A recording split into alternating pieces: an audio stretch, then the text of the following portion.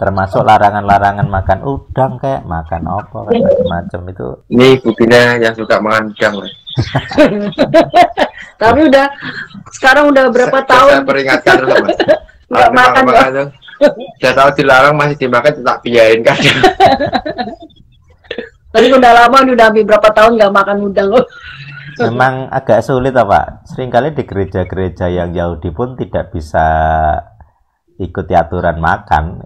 Sulit sekali. Soalnya udang kesukaan saya ya.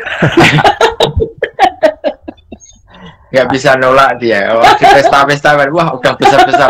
Wah ini enak, bilang ya makan. Aku lagi gitu. Makanya saya sendiri di komunitas kita tidak terlalu kaku ya. Iya. Dengan makanan karena seringkali berkaitan dengan keadaan kondisi gitu loh. Misalnya kalau kita makan hewan apa enggak hewan ikan bersisik itu dengan lele kan lebih murah lele gitu. Iya, betul.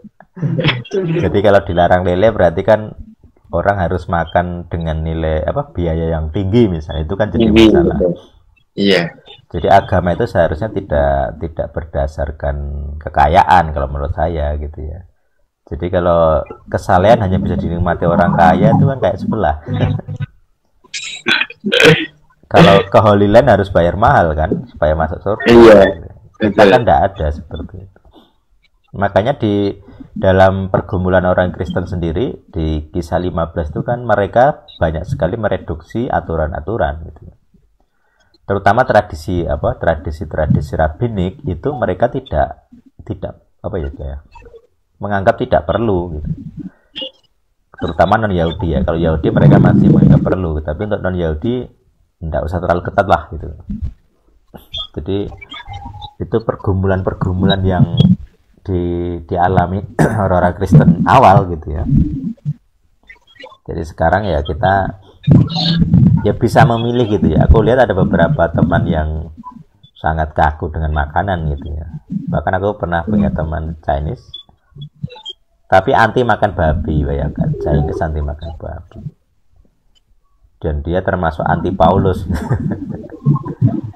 Karena dianggap Paulus itu yang merubah hukum gitu kan. Walaupun sebenarnya konteksnya enggak segitunya juga gitu. Cuman istilahnya Paulus dan para guru yang lain di PB itu memang beda pendapat gitu aja. Tapi Paulus sendiri sangat ketat dengan aturan-aturan Torah sebenarnya. Torah yang tertulis ya. Kalau tradisi memang banyak yang dia buang gitu. Tradisi-tradisi yang tambahan-tambahan, Talmud, ajaran-ajaran rabbinik itu memang bagi Paulus tidak esensial gitu kan. Hanya memuaskan keinginan ragawi, dia bilang gitu. Nah, itu memang pergumulan yang kita harus perjuangkan. Kalau saya sendiri ya, kalau misalnya bisa ya makan yang tahir gitu. Tapi kadang tertentu ya makan saja. Enak ya Mas. Apalagi di Manado Mas. Kalau BABI B1 kan itu makanan favorit itu kan aja gila itu. Ya, terutama pernah kan aku sama Nugroho itu kan. Habis mendoakan orang itu kan diajak ke bakso babi gitu kan. Yang traktir dia, oh ya sudah jadi ya. Menolak kayak piye gitu ya. Iya betul. Pernah juga di namanya Yonas di sana. Habis doa juga mampir ke situ daerah Mojosongo gitu kan. Ternyata BAB ya sudah enggak apa-apa. Karena apa istilahnya ya? Itu tidak membawa dosa gitu ya. Bagi saya gitu. Cuman memang saya sendiri menghindari karena memang ada aturannya gitu. Jadi makanya begini, saya sendiri sedang bergumul apakah dengan menaati Torah itu ada manfaat secara medis gitu. Itu yang saya bergumulkan. Jadi secara umum aturan umum yang saya terapkan ya, kalau bisa tahir ya tahir gitu ya.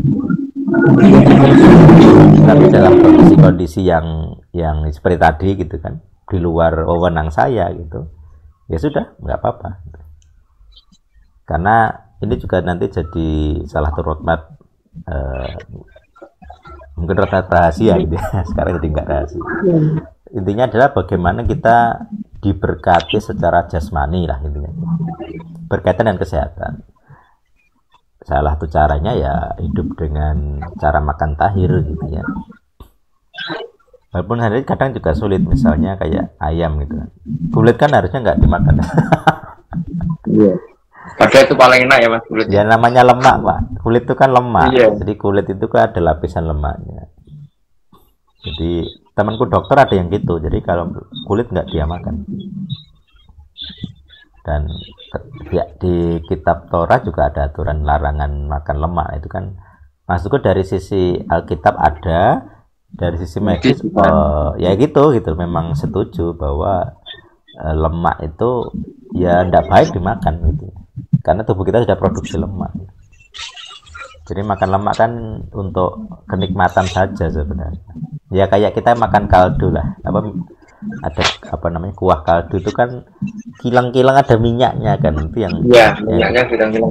Yang bikin enak kan ya lemaknya gitu ya. Makanya kalau kita berusaha anti lemak juga sulit gitu ya, karena banyak bumbu-bumbu kita itu lemak ya, kayak santan tadi gitu kan. Kalau mau hindari ya bagus gitu, tapi kan kalau itu dianggap standar kesalehan jadi masalah sosial. Kita nanti dianggap anti santan.